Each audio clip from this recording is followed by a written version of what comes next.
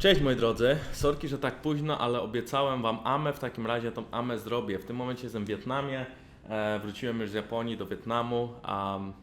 Nie pytajcie się, dlaczego jestem w Wietnamie, aczkolwiek pojawię się na All Stars w Las Vegas za jakiś czas, także dziękuję wam wszystkim za głos. Jestem bardzo wdzięczny za to, że mogę reprezentować LEC Europę na właśnie All Stars. Myślę, że może uda mi się coś tam nagrać. Przepraszam też za jakość kamerki, ja nagrywam ze starego laptopa, który kupiłem 5 lat temu i używam swojej kamerki, której normalnie używam do grania, streamowania, ale z jakiegoś powodu no, jakościowo wygląda to słabo. Może to przez światło, z drugiej strony nie mogę za bardzo zdobyć innego światła, dlatego że jak odsłonię okno, to też to wygląda tragicznie, a zresztą spróbuję, czekajcie. No więc jak mówiłem, zrobimy sobie Amę. Odpowiem na 10 pytań, które były wybierane trochę losowo, trochę takie bardziej lajkowane. Pod tym filmikiem możecie zostawić następne pytania. Myślę, że zrobię jeszcze jeden taki filmik w związku z tym, że ciężko jest mi nagrywać gameplaye, bo jak mówiłem, nie mam teraz laptopa do nagrywania gameplay czy takiego komputera dobrego. Jestem też w Wietnamie, gdzie nie mam konta, a to nie jest takie proste założyć konto. Jest szansa, że zapytam Riotu, żeby mi takie konto załatwili. Jest szansa, że nagram coś na tym nowym patchu, bo wszystkie moje gameplaye są na starym patchu. RIP. Ale no zobaczymy, nie obiecuję wam, dlatego na razie chciałbym jeszcze jedną Amę zrobić, może jakieś inne pytania znajdziemy, bo wiecie, na pewno na wszystkie nie odpowiedziałem, a chciałbym, żeby też te pytania były świeżo robione w związku z tym, że od ostatniego filmiku minęło 6 dni, jeżeli chodzi o jakby moje pytanie o Amę, więc chciałbym też świeższe pytania, jeżeli ktoś się nie mógł załapać. Dobra, zaczynamy, żeby nie przedłużać za bardzo. Pierwsze pytanie od Niko, tydzień temu. Dlaczego nie zbanowaliście Lee Sina lub nie próbowaliście go odebrać Tianowi w trzeciej grze? Dlatego, że naszym zdaniem Lee Sin to nie był problem. Oczywiście Tian grał nim naprawdę superowo, totalnie ogrywał i był znakomity. Ale plus Lee Sina miał inne postacie, którym mógłby bardzo dobrze zagrać i myślę, że odebranie mu Lee Sina nie miałoby aż takiego dużego znaczenia. Moim zdaniem bardziej powinniśmy się skupić na tym, żeby dobrego dżunglera piknąć mnie, dlatego że moje matchupy były bardzo niekorzystne. Znaczy Eliska jest dobra w Lee Sina, ale my w teamie jako tako mamy dużo graczy, którzy grają APK-ami, więc lepiej byłoby mi grać Rexa i Olafem. Oni to niestety banowali 2 gry z rzędu i trzecią grę zagrałem Jarvanem. Myślę, że Jarvan pasowałby też lepiej w pierwszej grze, jak oni mieli Sivirkę, ale to no niestety nie miałem jaj, żeby to powiedzieć w Champion Selectie, w sensie no miałem trochę jaja, bo o tym wspominałem, ale nie miałem jaj, żeby powiedzieć, że tak to zrobimy, że piknijcie mi Jarvana i tyle. W pierwszej grze myślę, że Jarvan byłby bardzo dobry. No ale stało się, no cóż, co mogę powiedzieć, no... Myślę, że odebranie Sina nie było aż tak ważne jak to, żeby piknąć lepszy matchup mid-jungle, nie? Bo w większości mid-jungle mieliśmy dość słabe grane i tak to wyglądało, że po prostu Tiani Dońbi sami tej gry karowali. Bossys, drugie pytanie. Już trochę się z tym pogodziłem, no jakoś tak. Znaczy...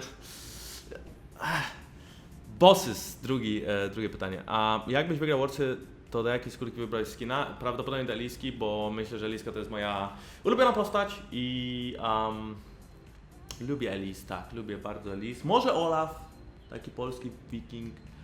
A może Rek'Sai, bo Rek'Sai nie ma w ogóle skinów, zero miłości dla Rek'Sai, więc może Rek'Sai. Dalej, trzecie pytanie. Tomasz Piwoda. Jak rodzina zareagowała na Twoje sukcesy osiągnięte w tym roku? PS, liczę na Was w następnym roku. Jestem dumny z tego roku. Dziękuję Ci bardzo. Jestem bardzo wdzięczny za wsparcie. Co ciekawe, taka anegdotka, jak byłem w Japonii, to spotkałem kilku fanów, ale nie żadnego z Japonii, bo w Japonii nie grałem, było niestety. Smutek. W każdym razie, tak, jak rodzina zareagowała na moje sukcesy? No, zadowoleni byli. Znaczy ja cieszę się, jak moja rodzina zareagowała, oczywiście wspierali mnie do końca, oglądali Mistrzostwa Świata i tak dalej i wiecie, cieszyli się, że wygramy MSI, Mistrzostwa Europy, no bo przez 7 lat swojej kariery nic nie wygrałem, w końcu coś wygrałem. No ale też jakby oni na przykład szczęśliwi byli z tego, że ja jakby osiągnąłem wicemistrzostwo świata, nie? A ja jestem z tego powodu bardzo, dlatego że no to nie jest to, co chciałem osiągnąć i to boli bardzo, nadal. No cieszę się, że w końcu w tym roku mogłem coś wygrać i cieszę się, że moja rodzina w końcu mogła mnie widzieć, jak wygrywam, a nie jak tylko przegrywam i wracam smutny do domu. Na Mistrzostwach Świata się nie udało, ale myślę, że jakby są ze mnie dumni. Czwarte pytanie, Michalski. Co robisz w wolnym czasie w Gaming House'ie? Czy grasz w jakieś inne gry, czytasz książki? Różnie bywa w życiu progamera, różnie bywa. Generalnie w Wietnamie jest strasznie głośno, ja jestem na 25 piętrze, ale to mi nic nie daje. Pokażę wam wideo. W każdym razie, w wolnym czasie, co ja robię w wolnym czasie? Czekajcie, ja zamknę. A co ja robię w wolnym czasie? Gram w inne gry troszeczkę, czasami gram w WoWa Classic, w Splicie, czasami grałem w coś ze znajomymi, już sam nie pamiętam, ale zdarza się, że gram w inne gry, bardzo mało. Czekałem trochę na Warcraft 3 Reforged, to wychodzi chyba w tym roku, więc zdarza się, że gram w inne gry, ale bardzo mało, może godzinę, na tak 2 dni, coś takiego, więcej w niedzielę, bo w niedzielę mamy wolne dni, za to mamy takie swoje dni, gdzie po prostu oglądamy z drużyną filmy w TV, znaczy na Netflixie, Netflix and Chill z drużyną, czy tam na jakichś innych stronach. Bo to są takie rzeczy, które robimy razem, więc jakby ja nie gram, to zazwyczaj albo streamuję, czyli to jest też granie, dużo czasu poświęcę na streamowanie, ale też dużo czasu poświęcę na to, żeby razem z drużyną obejrzeć film, wyjść do restauracji, iść na go-karty, iść do kina, no czasami poczytam książkę, czasami popiszę sobie z ludźmi, czasami odpowiadam właśnie Wam na Instagramie, na Facebooku, różnie bywa, więc ćwiczę również, więc jakby robię rzeczy, które nie tylko gram, no trzeba mieć trochę życia prywatnego. My go mamy mało, jako jakby dobra drużyna, bo dużo czasu poświęcamy na granie, ale musisz jakiś tam balans mieć, w związku z tym, że gdybym non-stop grał tak jak Caps potrafi, to bym chyba oszalał.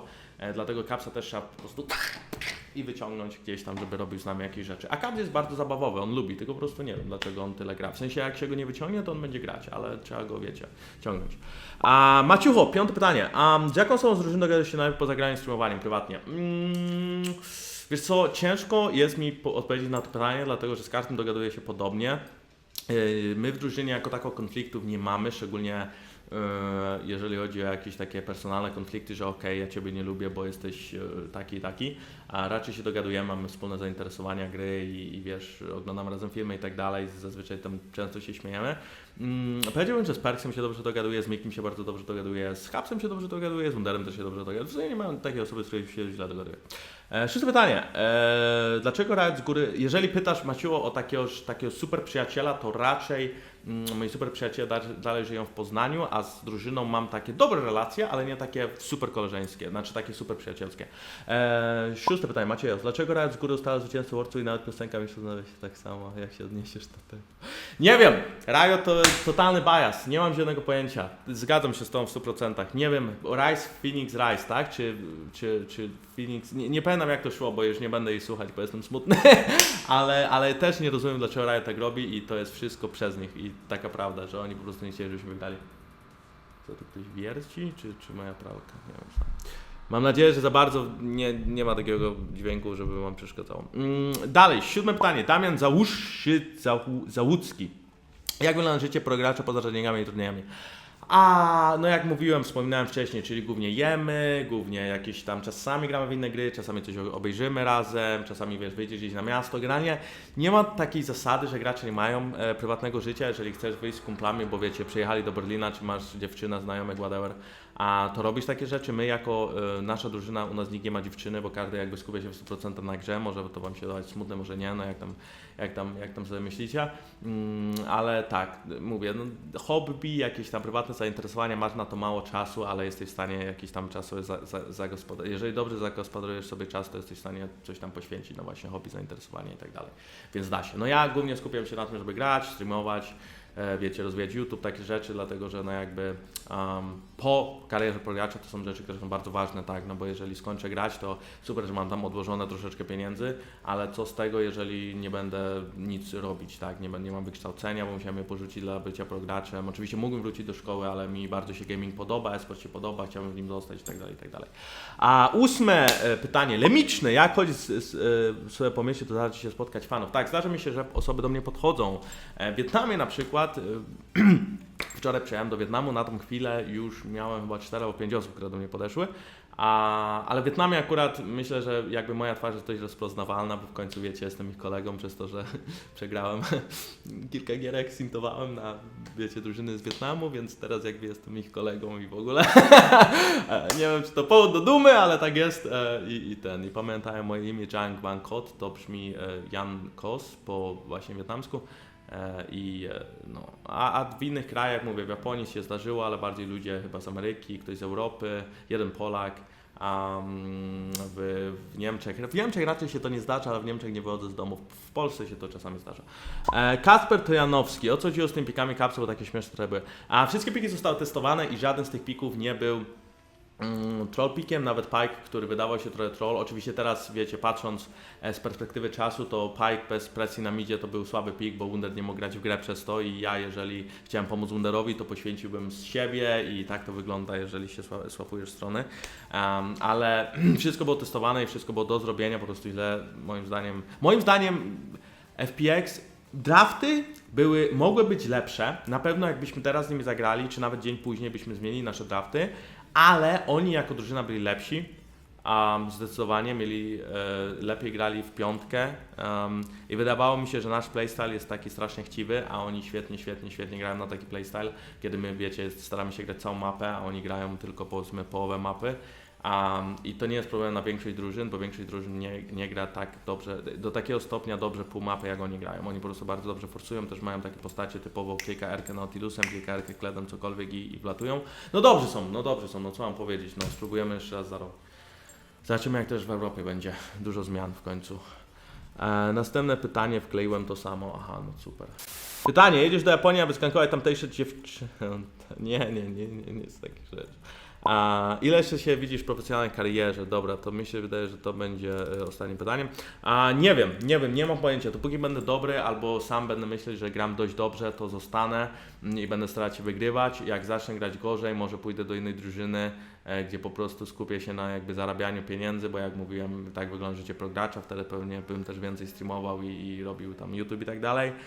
No i jeżeli rzeczywiście już stanę się totalnym, to wtedy prawdopodobnie odejdę, bo też nie chcę odchodzić, jak jestem już, wiecie, totalnie na dnie, ale też odchodzić z samej góry, no różnie bywa. Myślę, że na tą chwilę nie mam aż takiego jakby backupu ze strony moich innych sposobów dochodu, żeby w 100% ten progaming zostawić, a poza tym dalej mam tą pasję i dalej chcę wygrywać. Dziękuję wszystkim za oglądanie. Jak wspominałem, to mi zdecydowanie jest łatwiej nagrać niż nagrać gameplay na tą chwilę, więc proszę zadawajcie pytania pod tym filmikiem. Coś wleci, jeszcze właśnie coś takiego, może mi się uda to konto załatwić i komputer wypożyczyć i jakby nagrać może 1-2 gameplaye z tego nowego patcha. Możecie też napisać, jakie postacie by Was interesowały. Mógłbym też omówić zmiany patcha, te wiecie, elemental zmiany i tak dalej, ale myślę, że to nie jest takie interesujące, bo dużo się jeszcze zmieni. Także dobrze. Moi drodzy, ja spadam i dziękuję wszystkim, pozdrawiam z Wietnamu. Mam nadzieję, że miło spędzacie okres off-sezonowy. W sumie mamy listopad, czyli szkoła, no to szkoła i studia i takie tam, także pozdrawiam Was jeszcze raz i dziękuję Was wszystkim za oglądanie. Kocham Was.